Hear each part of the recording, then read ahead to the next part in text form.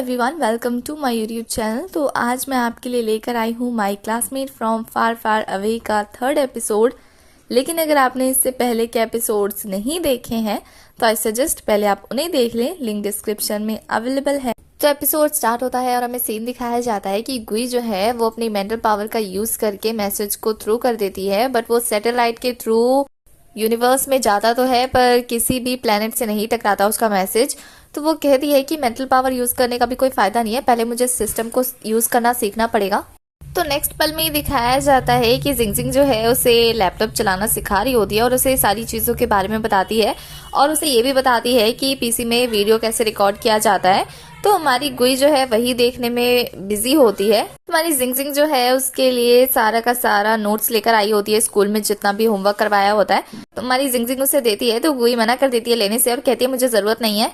तो हमारी जिंगजिंग कहती है कि तुम्हें पता है तुमने क्लास डिवीजन वाला एग्जाम नहीं दिया था जिसकी वजह से तुम पुरानी क्लास में ही रह गई हो और मैं ये हाइलैंड और फेंगाई जो है वो किसी और क्लास में चले गए, तो तुम्हें बुरा तो नहीं लग रहा ना। तो हमारी गुई जो है वो इग्नोर करती है क्योंकि अब उससे तो कोई फर्क पड़ने वाला है नहीं। तो गुई कहती है जब मुझे स्कूल जाना ही नहीं तो फिर मुझे इन सारी चीजों से क्या लेना देना। तो हमारी जिंगजिंग जो है वो कहती है कि तुम कितनी लकी हो ना, तुम घर में बैठी हो, तुम्हें कहीं जाना ही नहीं पड़ेगा, तुम्हें स्कूल भी नहीं जाना पड़ेगा, तुम्हें कुछ भी नहीं करना पड़ेगा, यहाँ तक कि तुम्हें मिलिट्री ट्रेनिंग के लिए भी नहीं जाना पड़ेगा 1 हफ्ते के लिए जहाँ हम जा रहे हैं। तो हमारी गुई जो है ये सुन के बहुत ज्यादा सतर्क हो जाती है, मतलब मिलिट्री उसका फेवरेट है। तो वो कहती है कि मुझे भी जाना है मिलिट्री सर्विस पे। तो ये देखकर जिंगजिंग कहती है पर तुम क्या करोगी जाके, तुम तो मना कर रही हो ना स्कूल जाने से। तो वो कहती है कि कितना अच्छा होगा ना प्रैक्टिस करना वहां जाकर, और तुम्हारी जो भी स्किल्स है वो और ज्यादा अच्छी हो जाएंगी वहां जाने से, क्योंकि वो तो एक सोल्जर रह चुकी है तो उसके लिए सारी चीजें नॉर्मल है और इंटरेस्टिंग है। हमारी जिंगजिंग कहती है कि मैंने पहली बार किसी को मिलिट्री ट्रेनिंग पे इतना ज्यादा एक्साइटेड होकर जाते हुए देखा है। उसके बाद नेक्स्ट सीन में दिखाया जाता है कि सभी के सभी ट्रेनिंग कैंप पहुंच गए होते हैं और वहां बहुत ज्यादा धूप हो रही होती है, तो सभी के सभी परेशान हो रहे होते हैं, पर एक हमारी गुई जो है वो रिलैक्स्ड होती है। और दूसरी तरफ हमारा ये हेलेन जो है वो डिंगनैन के साथ होता है। तो डिंगनैन कहता है कि आज का वेदर बहुत ज्यादा हॉट है। हेलेन है वो कहता है कि कहीं तुम डर तो नहीं रहे ना शूटिंग प्रैक्टिस से। तो वो कहता है कि कौन डर रहा है। उसके बाद दिखाया जाता है कि उनके पास जो है फेंगाई आती है और वो ये हेलेन को गिफ्ट देती है। तो जब डिंगनैन उस गिफ्ट को चेक करता है तो उसमें सनस्क्रीन वगैरह होती है। तो वो कहता है कि तुम अपने साथ मेडिकल शॉप लेके घूम रही हो क्या। तो ये देख के ये हेलेन उसे चुप कर आता है। तो फेंगाई कहती है कि यहाँ का वेदर बहुत ज्यादा हॉट है और प्रैक्टिस की वजह से तुम्हारी स्किन इफेक्ट हो जाएगी। हालांकि लड़के इस पे ध्यान नहीं देते हैं, लेकिन स्कूल में बहुत ज्यादा फेमस हो तो तुम्हारे लिए इन सारी चीजों की जरूरत पड़ने वाली है। उसके बाद उनके इंस्ट्रक्टर आते हैं और उन सभी को ग्रीट करते हैं, उन सभी का इंट्रोडक्शन लेते हैं और फिर उनका जो ट्रेनिंग है वो स्टार्ट हो जाता है और वो सभी अपने अपने रूम में होते हैं। तो हमारी जो जिंगजिंग है वो कहती है कि यहाँ का कॉस्ट्यूम कितना ज्यादा ढीला है, इसको कैसे पहन के एडजस्ट करेंगे हम। पर हमारी गुई जो है वो सोल्जर के कपड़ों में फील कर रही होती है खुद को एक सोल्जर की तरह, क्योंकि वो एक सिपाही रह चुकी है अपने प्लेनेट पे। तो वो कहती है कि एक यूनिफॉर्म ही ऐसी चीज है जो मुझे मेरे प्लेनेट से इस प्लेनेट पे टचिंग फील करवा रही है। उसके बाद दिखाया जाता है कि उन लोगों से फिर उनसे गन शूट करवाया जाता है। वैसे ये उनका एग्जाम चल रहा होता है तो इंस्ट्रक्टर सबसे कहते हैं कि सबको जो है 10 गोलियां शूट करनी है। पर हमारा ये हेलेन तो इतना ज्यादा इंटेलिजेंट होता है, इतना ज्यादा परफेक्ट होता है कि वो 10 की 10 गोलियां बिल्कुल परफेक्ट तरीके से लगा देता है। ऐसा लगता है जैसे उसको एक्सपीरियंस है बहुत सारा। तो वो क्या करता है, इंस्ट्रक्टर से कहता है कि ये बहुत गलत बात है कि सभी लोगों को 10-10 गोलियां चलाने के लिए मिल रही हैं, मुझे और ज्यादा चलाना है। और फिर उसकी नजर पड़ती है हमारी गुई पे और वो पहुंच जाता है उसके पास, क्योंकि उसने अपने सारे शॉट तो लगा लिए होते हैं। तो वो गुई के पास जाकर कहता है कि मुझे अपनी बंदूक दो, तुम्हें तो चलाना आता नहीं है, तुम खाली वेस्ट करोगी। पर हमारी गुई तो गुई ठहरी, उसकी बातों को इग्नोर करती है और वो इतनी तेज तेज गन शूट करती है कि बेचारे के कान के पर्दे फोड़ देती है और वो उसे हैरान होकर देखता रह जाता है। और जब हमारी गुई जो अपने टारगेट कंप्लीट कर देती है तो बड़ी ही टशन में उसको उसका बंदूक दे देती है और वहां से चली जाती है। तो हमारा जो हाइलेन है वो तो है ही प्राउडी, तो वो कहता है कि सिर्फ ट्रिगर दबाने से कुछ नहीं होता है, जब निशाना करेक्ट लगाओगे ना तब मुझसे बात करना। उसके बाद इंस्ट्रक्टर जो है वो सबको सबके रिजल्ट बता रहे होते हैं, जिसमें हमारे ये हेलेन को 86 पॉइंट्स मिले होते हैं और सभी बच्चे उसके लिए क्लैपिंग कर रहे होते हैं। और हमारे ये हेलेन का फेस तो देखने लायक था। वो उसके फेस को देख के ऐसा लगता है जैसे वो कह रहा हो मुझे तो पहले से पता था कि मैं टॉप करूंगा। और फिर वो फेंगाई का रिजल्ट बताते हैं जो कि 22 पॉइंट्स होते हैं और फेंगाई इसी में बहुत ज्यादा खुश हो रही होती है क्योंकि उसे ऐसा लगता है कि गर्ल्स में इससे ज्यादा स्कोर किसी ने नहीं किया होगा। उसके बाद वो डिंगनैन का रिजल्ट बताते हैं जो कि 13 पॉइंट्स होता है, जिसे सुनकर हमारे हाइलेन को हंसी आ जाती है। उसके बाद जिंगजिंग का रिजल्ट बताया जाता है जिसके 18 पॉइंट्स आते हैं और ली फैंग का नंबर बताया जाता है जो कि 0 होते हैं, जिसे सुनकर तो सबकी हंसी छूट जाती है। उसके बाद इंस्ट्रक्टर लास्ट में हमारी मोमो यानी गुई का रिजल्ट बताते हैं जो कि 100 पॉइंट्स होता है, जिसे सुनकर तो सब हैरान रह जाते हैं और साथ में ये हेलन भी। और उसके नंबर सुन के तो ली फैंग यहाँ तक बोल देती है कि हम दोनों पास में थे, शूट कर रहे थे, तो हो सकता है इसने मेरा नंबर चुरा लिया हो। और ये सुन के तो सभी के सभी ठहाका मार के हंसने लगते हैं। तो टीचर सबको चुप कराते हैं। तो हमारा ये हेलन कहता है, सर क्या आपसे चेक करने में कोई गलती तो नहीं हुई है, क्योंकि मैं अपने डैड के साथ रेगुलर प्रैक्टिस करता हूँ और फिर भी मेरे 86 मार्क्स आए हैं और इस लड़की के 100। तो इंस्ट्रक्टर कहते हैं, स्टूडेंट अगर तुम्हें इतनी ही ज्यादा दिक्कत हो रही है उसके नंबर से तो एक काम करो, उससे मुकाबला करो, फिर तुम्हें पता लग जाएगा।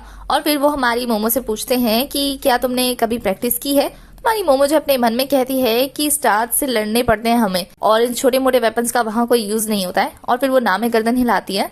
मतलब हमारी गुई इतनी ज्यादा स्मार्ट है कि वो फर्स्ट टाइम में ही इतना परफेक्ट शूट कर देती है।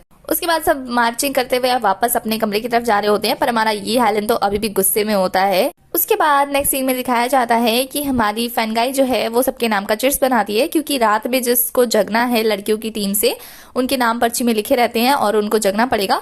तो सभी एक एक करके चिट उठाते हैं, तो सबकी पर्ची खाली होती है, पर हमारी जिंगजिंग की पर्ची में लिख के आ जाता है। तो हमारी जिंगजिंग कहती है कि तो मेरी तबीयत खराब है, ऊपर से मुझे अब रात को भी जगना पड़ेगा। तो जिंगजिंग की बातें सुन के ली फैंग जो है जिंगजिंग के हाथ से पर्ची लेकर हमारी गुई को थमा देती है और कहती है कि जिंगजिंग तुम्हारी बेस्ट फ्रेंड है, तो क्या तुम उसके बदले उसका काम नहीं करोगी या फिर तुम उसे मरने के लिए छोड़ दोगी।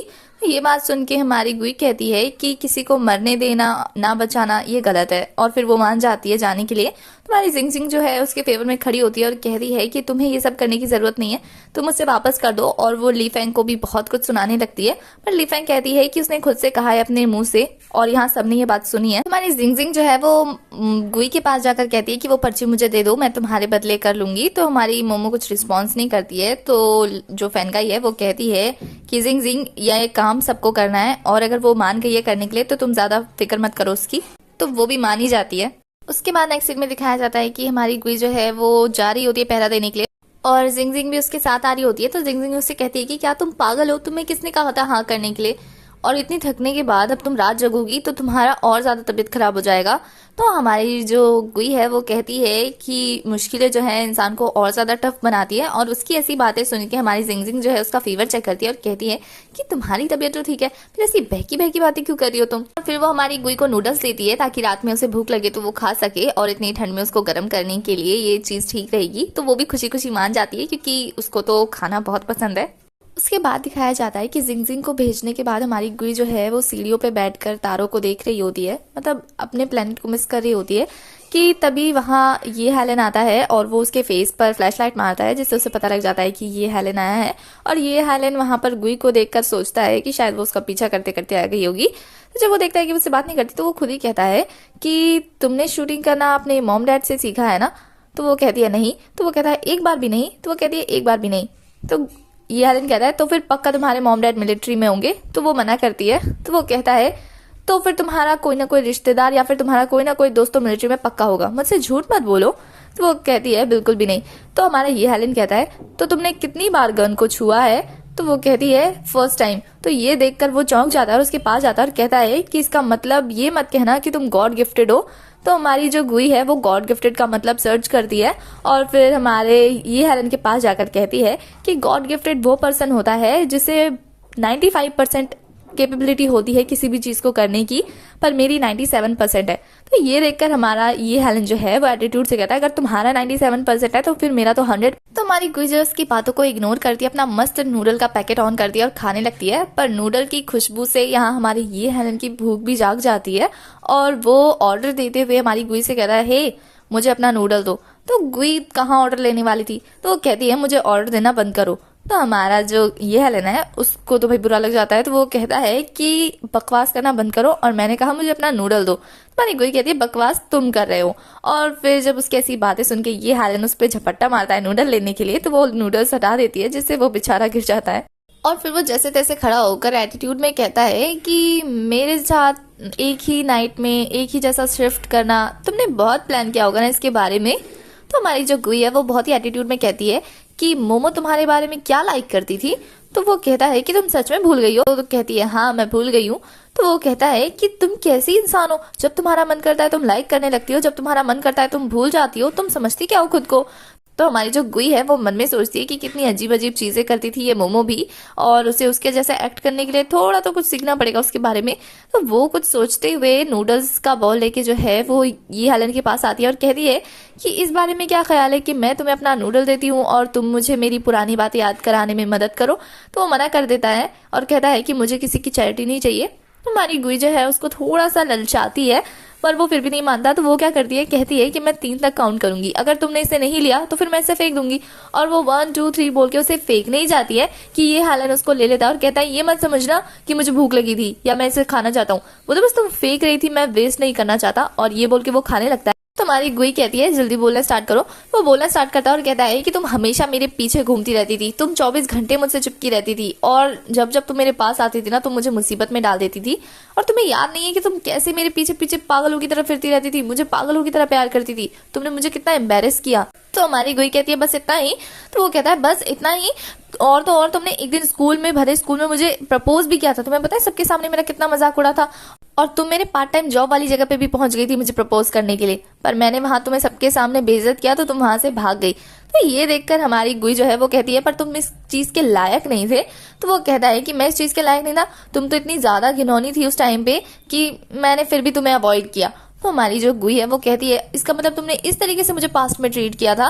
और फिर वो उसके हाथ से नूडल्स का पैकेट फेंक देती है और कहती है कि खाना बंद करो और अब हम दोनों का हिसाब बराबर हो गया, तो अब दूर रहना। और ये बोल के वो चली जाती है। और दूसरी तरफ दिखाया जाता है कि वही प्रोफेसर जो है उस एलियन को टॉर्चर कर रहा होता है और उसको एक डील करने के लिए कहता है कि वो जो है उसके जैसे और बाकी एलियंस को पकड़वाने में उसे मदद करे और वो उसकी पत्नी को कुछ भी नहीं करेगा।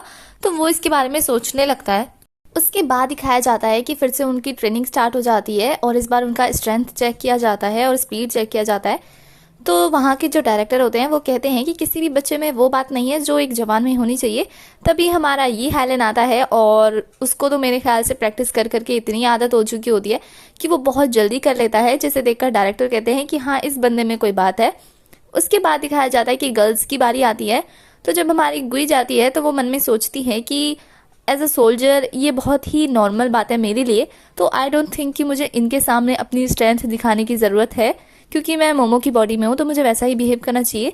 लेकिन जैसे ही वो स्टार्ट करती है ना तो लोगों के चीयर करने की वजह से उसे अपना वो पोजीशन याद आ जाता है जिसमें वो अपने प्लेनेट में थी और उसे कहा गया था कि चाहे तुम्हारे बारे में कोई कैसा भी सोचता हो, अगर तुम्हें अपना प्राउड बचाना है तो अपनी स्ट्रेंथ सबको दिखानी ही होगी। और फिर वो अपने रियल फॉर्म में आ जाती है और अपने रियल स्पीड से दौड़ती है, जिसकी वजह से सबके सब चौंक जाते हैं उसकी स्पीड देखकर, और वो 49 सेकंड में ही कंप्लीट कर देती है। तो वहाँ के ट्रेनर आपस में ही डिस्कस कर रहे होते हैं कि उनकी टीम का हाईएस्ट रिकॉर्ड क्या है, और वो बताते हैं कि उनकी टीम का हाईएस्ट रिकॉर्ड 58 है और हमारी गुई का 49। इसका मतलब उन्होंने उसका रिकॉर्ड तोड़ दिया है। तो ये देखकर सभी चौंक जाते हैं और हमारा डिंग नैन भी हमारी गुई से इम्प्रेस हो जाता है।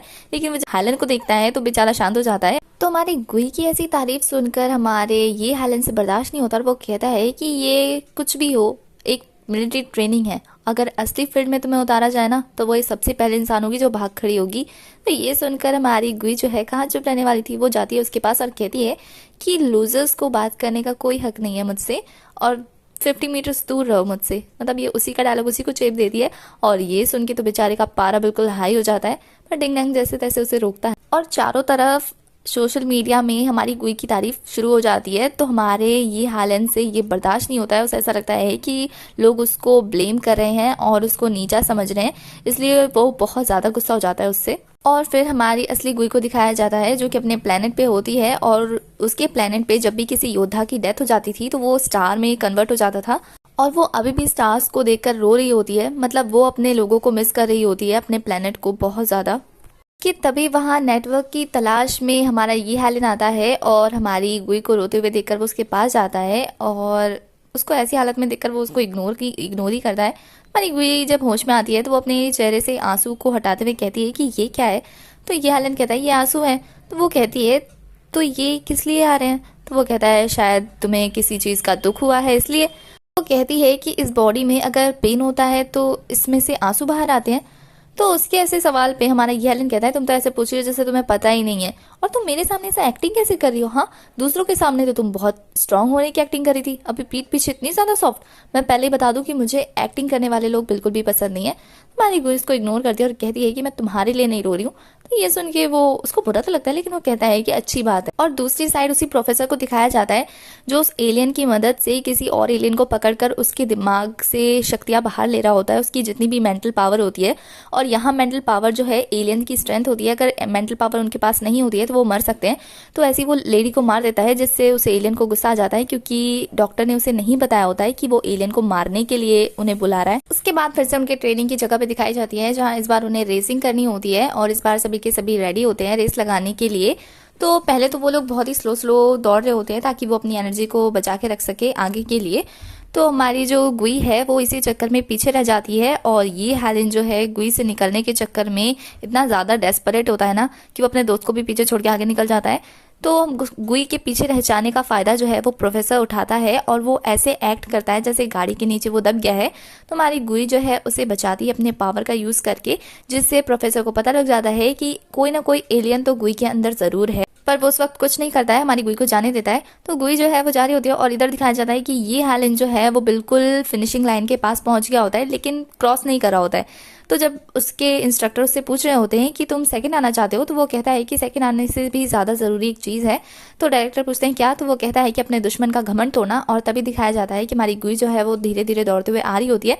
तो हमारा ये हेलेन जो है उसके पास जाता है और उसे कहता है कि इस बार मैं तुम्हें पक्का हरा के रहूंगा। हमारी गुई जो है वो स्पीड पकड़ लेती है, लेकिन ये हेलेन जो है उसे हरा ही देता है। डिंग नैन जब उसकी तारीफ करता है और कहता है कि वो आज बहुत ज्यादा खुश लग रहा है, पहले ऐसा कभी नहीं हुआ है कि वो किसी चीज को जीतने के बाद इतना ज्यादा खुश हुआ हो, और वो इतना ज्यादा हमारी मोमो की फिक्र क्यों कर रहा है। तो हमारा जो ये हेलेन है उसको इस बात पे चिढ़ मच जाती है और वो कहता है कि मैं उसकी कोई फिक्र नहीं कर रहा। इनफैक्ट अगर वो इस दुनिया में आखिरी भी होगी ना, तब भी मैं उस पर ध्यान नहीं दूंगा, मैं बस खुश हूँ कि मैंने उसे हरा दिया। और ये बोल के वो वहां से चला जाता है। उसके बाद हमारी गुई को दिखाया जाता है जो कि लैपटॉप सीख ही रही होती है, और वो जिंगजिंग से पूछती है एक कार्डोई पक्षी के बारे में जो कि उसके प्लेनेट पे भी पाया जाता है। और दिखाया जाता है कि उसने अपनी आधी सोल जो है उस पक्षी में डाली थी, जिसे वो अर्थ पे फाइंड करना चाहती है। तो हमारी जिंगजिंग कहती है कि तुम उसे कैसे जानती हो? तो वो कहती है कि वो मेरा एक ओनली फ्रेंड है इस धरती पे। तो वो कहती है कि फिर मैं, तो वो कहती है कि वो 200 साल पुरानी मेरी फ्रेंड है। और उसकी ऐसी बातें सुन के हमारी जिंगजिंग कहती है लगता है कि तुमसे बातचीत करना ना मेरे बस की बात नहीं। और इधर दिखाया जाता है कि इस बार की नाइट शिफ्ट जो है हमारी फैनगाई की और ये हेलेन की लगी होती है। तो फैनगाई की तबीयत कुछ ठीक नहीं लग रही होती है, तो यहाँ हमारा ये हेलेन उसकी इतनी ज्यादा केयर कर रहा होता है कि इसे देख के लगता है कि वो कभी रूड हो ही नहीं सकता, इतनी ज्यादा केयर कर रहा होता है उसकी। और ऐसा लगता है कि वो दोनों बहुत ज्यादा क्लोज हैं एक दूसरे के। और दूसरी साइड दिखाया जाता है कि हमारी गुई जो है वो अर्थ पे अपना डे जो है रिकॉर्ड कर रही होती है कि उसने कैसे अपने 63 डेज स्पेंड किए हैं यहाँ पर, और कैसे उसने धरती पर बहुत सारी चीज़ों को सीखा है। तो वही चीज़ें वो रिकॉर्ड कर रही होती है। उसके बाद नेक्स्ट डे का सीन दिखाया जाता है जहां हमारा ये हेलेन रनिंग कर रहा होता है, और तभी गुई आती है और वो भी उसके साथ रनिंग स्टार्ट कर देती है। पर यहाँ वो दोनों जो है वो आपस में ही रेसिंग स्टार्ट कर देते हैं, और हमारी गुई जो है वो उससे ज्यादा तेज दौड़ रही होती है। तो वो कहता है कि तुम सांस नहीं ले रही हो? तो वो कहती है कि मैं ले रही हूँ। तो वो कहता है तो फिर इतनी तुम शांति से सांस कैसे ले रही हो, तुम्हारी सांस नहीं फूल रही? तो हमारी गुई कहती है कि बॉडी को ज्यादा सांस तब लेने की जरूरत पड़ती है जब वो थक जाते हैं और बहुत ज्यादा हाँफने लगते हैं, पर मैं अभी बहुत ज़्यादा शांत हूँ, अभी मैंने अपनी आधी स्ट्रेंथ भी यूज़ नहीं की है। और इतना सुना था कि बेचारा उसके साथ रेसिंग स्टार्ट कर देता है, और बहुत देर तक दौड़ने के बावजूद भी वो हमारी गुई को बीट नहीं कर पाता है। लास्ट में थक के हार के वहीं रुक जाता है, और दिखाया जाता है कि इधर उसके दोस्त लोग भी आ चुके होते हैं, सारे उसे देख रहे होते हैं, पर इस बात का उसे नहीं पता होता। वो जब उन्हें देखता है तो उसका ईगो हर्ट हो जाता है कि वो फिर से उससे हार गया। और उसके बाद दिखाया जाता है कि जब फैनगाई और ली फेंग बैठे होते हैं तो वो आपस में डिस्कस कर रहे होते हैं कि डिंग नैन कहता है कि पहली बार देखा है हमारे ये हेलेन को मोमो पर इतना ज़्यादा अटेंशन देते हुए। इससे पहले तो वो देखता तक नहीं था, और अब वो उसे कंप्लीट करने के सपने देख रहा है, उस पर बहुत ज़्यादा ध्यान दे रहा है। तो इससे हमारी फैनगाई को बुरा तो लगता है। तो हमारी ली फेंग कहती है कि वो खुद से पहले तो चिपकती थी और अब कहती है कि 50 मीटर दूर रहो मुझसे। तो हमारी फैनगाई को कहती है कि तुम चिंता मत करो, उसका ये सारा एटीट्यूड मैं निकाल दूंगी, तुम बस मुझ पे छोड़ दो। मतलब अब ली फेंग कुछ करने वाली है उसके साथ। उसके बाद दिखाया जाता है कैफेटेरिया का सीन, जहां हमारी मोमो खाना ले रही होती है, और हमारी ली फेंग जो है वो सबको भड़का देती है ये बोल के कि हमारी मोमो जो है वो हर्ट होने के बाद अब सबकी नजरों में हीरोइन बनना चाहती है। मतलब वो ये हेलेन से रिजेक्ट होने के बाद सबको ये दिखाना चाहती है कि वो बहुत ज़्यादा टैलेंटेड है और वो अभी भी हमारी ये हेलन को इम्प्रेस करने की ही फिराक में है, लड़कों की तरह बिहेव करके। तो उसकी इस बात से आधी जो क्लास है वो कन्विंस हो जाती है और वो हमारी मोमो से डिस्टेंस बना लेते हैं।